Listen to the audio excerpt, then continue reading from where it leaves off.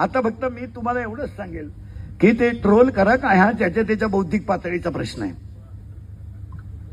मी किती सांगितलं तरी 1.5 लाख रुपये जरी देऊन सोन्याची नळी आणली तर कुत्र्याचं शेपूट सरळ होत नाही हा सुद्धा म्हणजे सोन्याच्या नळीत जरी घातलं तरी त्याच्यामध्ये ते होणार नाही. त्याला एक शब्द सांगतो बाबा, सांगू का शास्त्री?